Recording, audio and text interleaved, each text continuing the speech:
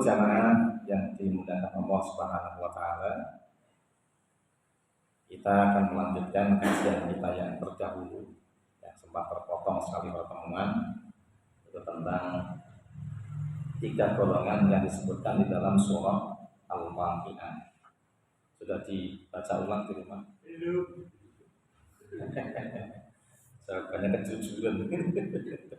Nah, alhamdulillah, kalau kita membaca di sana ada namanya kelompok pertama as-sabiqun as-sabiqun. Ulaikal muqarrabun fi jannatin na'im, sullatun minal awwalin wa qalilum minal akhirin. Yang pertama adalah yaitu as-sabiqun as-sabiqun. Itu kelompok yang disebut dengan orang-orang yang terdahulu. Itu mereka adalah orang-orang yang didekatkan kepada Allah Subhanahu wa taala. Mereka akan ditempatkan dalam surga yang penuh dengan kenikmatan. Hanya saja segolongan besar adalah dari orang-orang yang terdahulu. Hanya segolongan kecil dari orang-orang yang datang kemudian. Nah, kemudian berikutnya adalah yaitu disebut dengan namanya ashabul yamin. Kelompok yang dikatakan golongan kanan. Jadi golongan kanan.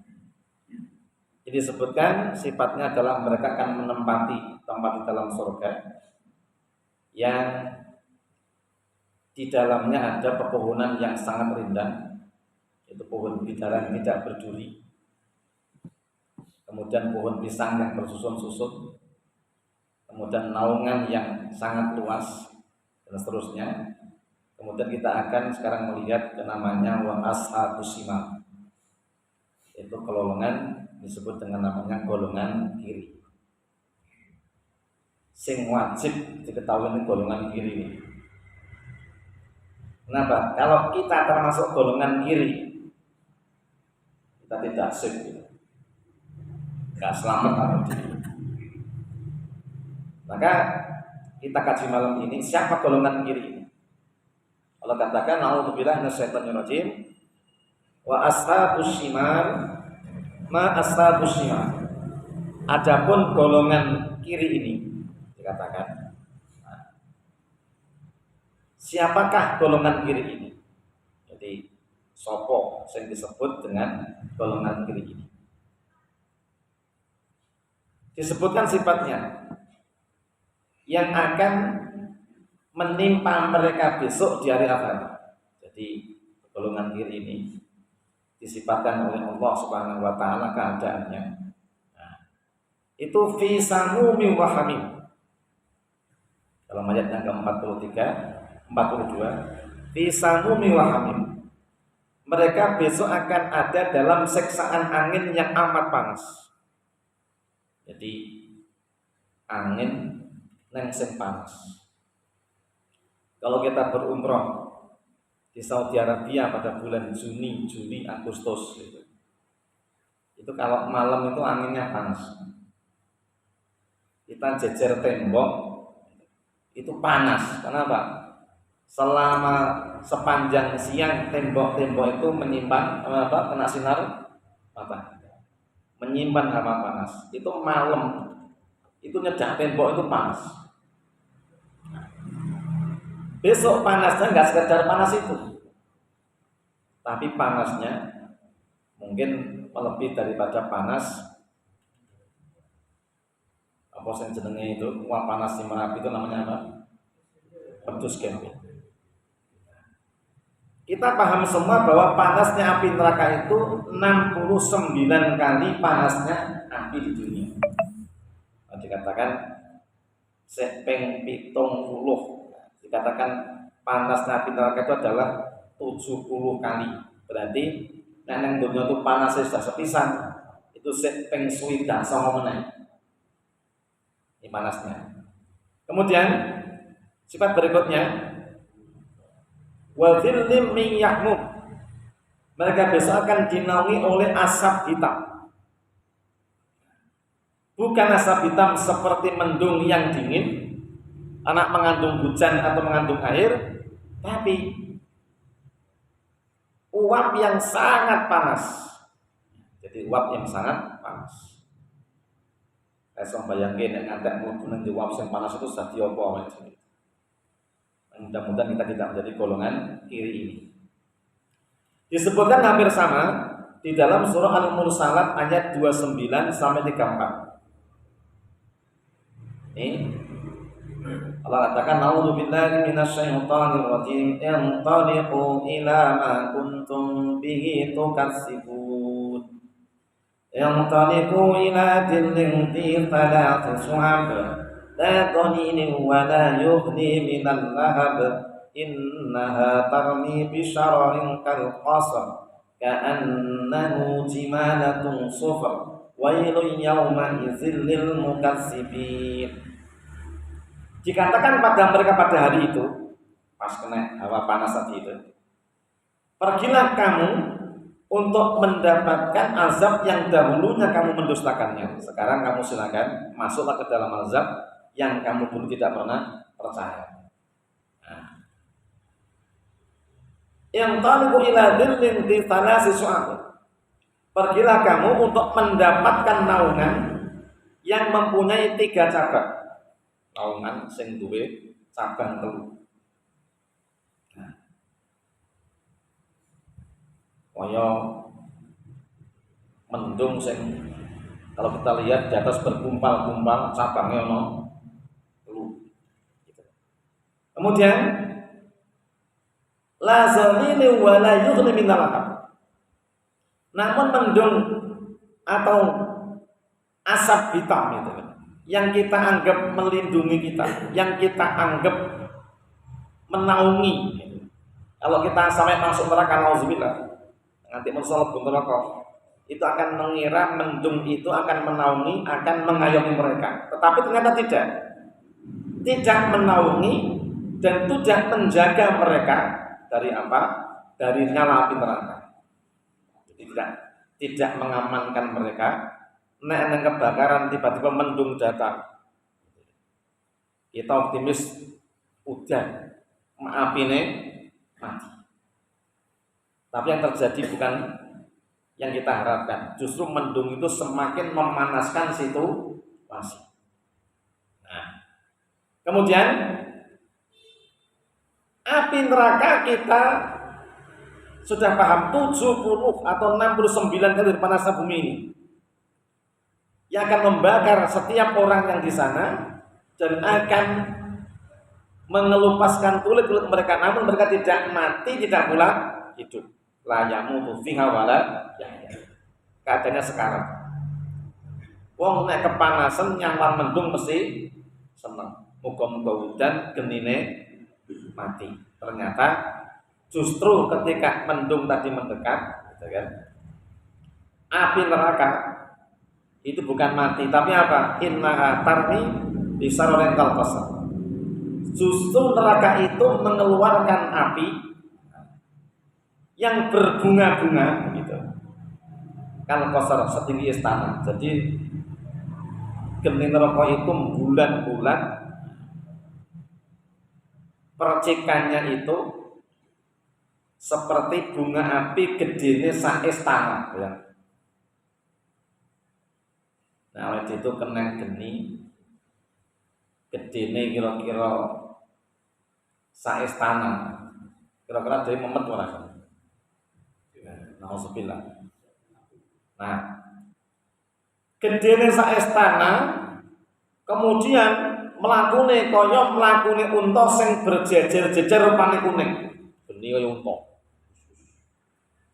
Ini besok sifatnya neraka itu.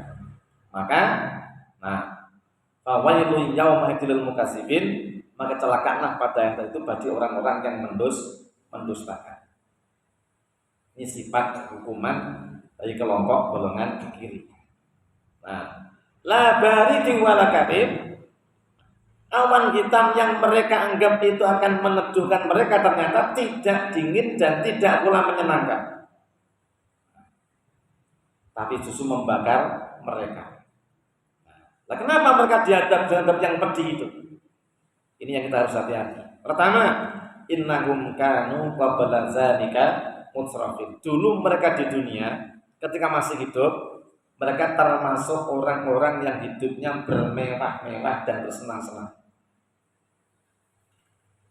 Mereka menuhankan kesenangan.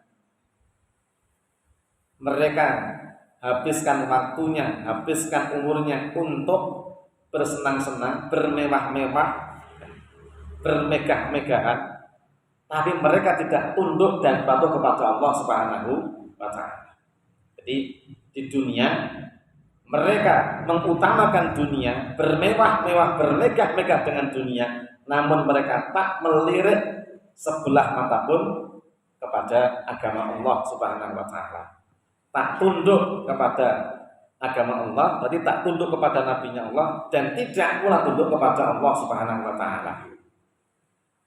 Ya, sapa wong nang dunya urip mewah, bersenang-senang dengan apa yang dimiliki, namun mereka tidak tunduk kepada agamanya Allah, orang ibadah karo Gusti Allah, tidak bersyariat dengan syariatnya Allah, pasti mereka akan di situ. Langsung takon, nek wong miskin piye? Sama orang-orang miskin yang tidak tunduk patuh pada Allah juga sama saja. Wah, aku miskin, santai wae lagi ibadah rapopo. Justru sudah kita tidak punya apa-apa, tidak kita kembalikan kita kepada Allah, tidak ibadah kepada Allah, itu semakin celaka kita. Saya sampaikan dulu, orang yang kaya yang tidak tunduk kepada Allah itu sudah orang sombong. Allah tidak suka. Lebih tidak suka lagi, sudah tidak punya kekayaan apa-apa, tidak punya harta benda, juga tidak mau tunduk patuh kepada Allah. Wong sugih kemaki Allah ora seneng, pokoknya kere kemaki. Nah, maka jangan kita berpikir, lah aku ora entuk nikmat orang ibadah orang apa. Kan wong sugih nikmate kan gede. Wong sugih nikmate gede bukan berarti wong miskin ora ngibadah karena rumong salat kayak nikmat itu besok akan diampuni oleh Allah. Awan jadi itu dua yang murid itu sudah kenikmatan yang tidak ada tarafnya. Hidupnya kita dari lahir sampai mati itu nek kon ngidoli duit bisa ora dhewe. Ora iso.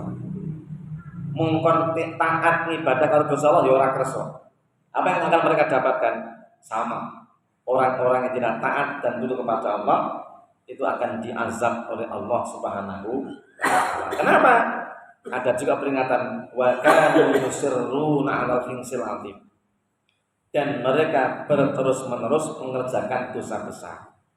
Kafir tidak percaya kepada Allah, tidak tunduk kepada Rasulnya Allah, tidak bersyariat, itu dosa apa betul? Dosa. Jangan kita beralasan karena kita nggak cukup harta, nggak cukup karunia, nggak okeh bondone, kemudian kita nggak mau beribadah. Padahal kekufuran itu, ketidaktaatan itu termasuk dosa besar.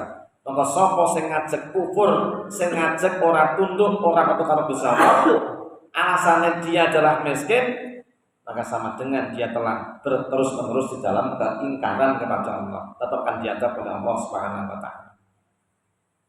Ini sebab yang kedua. Sebab ketiga apa? Wa kanu yaquluna idza mitna wa kunna turaba wa idhaman a inna lamab'utsun. Kata mereka, sebab ketika karena di dunia mereka selalu mengatakan, apabila kami mati nanti dan menjadi tanah tulang belulang kami, apakah sungguhnya kami akan benar-benar dibangkitkan? Dan juga bapak-bapak kami terdahulu akan dibangkitkan pula, kata mereka. Artinya mereka mendustakan adanya hari kebangkitan. Jadi siapa yang tidak beriman mendustakan hari kebangkitan, maka mereka akan punya sifat berbuat sakarepe diri. Wong ini raiman karo hari kebangkitan, gak percaya dengan akibat daripada amalan kita, maka orang hidupnya akan sakolah polahe. Imannya kita kepada hari pembalasan ini supaya kita ini terkendali, jangan kita berbuat sak polah-polahe dhewe. Semua perkataan kita itu akan dimintai pertanggungjawaban. Nah, penglihatan kita dimintai pertanggungjawaban. Telinga kita, kenapa? Innas sam'a wal basar, namanya pendengaran. Kemudian wal basar, penglihatan kita. Dan bahkan hati kita tuh ono imane ora. Kullu ulaika kana indallahi mas'ula. Semua itu besok akan diminta pertanggungjawaban. Maka siapa yang tetap ingkar dan tidak ada iman dalam hati dan tidak percaya hari kebangkitan, kemudian urip sakarepe dhewe, sak polah-polahe dhewe, tidak mau tunduk dan patuh kepada Allah, maka mereka akan mendapatkan azab yang pedih, azab yang sangat mengerikan. Nah, baik dari golongan yang terdahulu sampai golongan yang paling akhir, kalau sikap mereka seperti itu, mereka akan mendapatkan azab yang pedih dari Allah Subhanahu wa Ta'ala. Ini Bapak Ibu yang berbahagia, karena kita jangan jadi golongan sebelah kiri, golongan yang tidak beriman, golongan yang tidak tunduk dan patuh kepada Allah. Mereka hidupnya sakarepe dhewe, ora gelem iman karo agama, tidak mau bersyariat dengan baik, pokoknya urip-uripan yang dunia, pola tingkah sakarepe dhewe, ini mereka besok akan menderita. Tidak beda dengan orang-orang meskipun mereka kaya, ia sombong dengan hartanya, dia merasa nggak perlu dengan ibadah, seolah-olah besok kalau mati dia bisa menebus dirinya. Mereka juga akan mendapatkan adab yang pedih, adab yang mengerikan. Nah, pripun ngoten?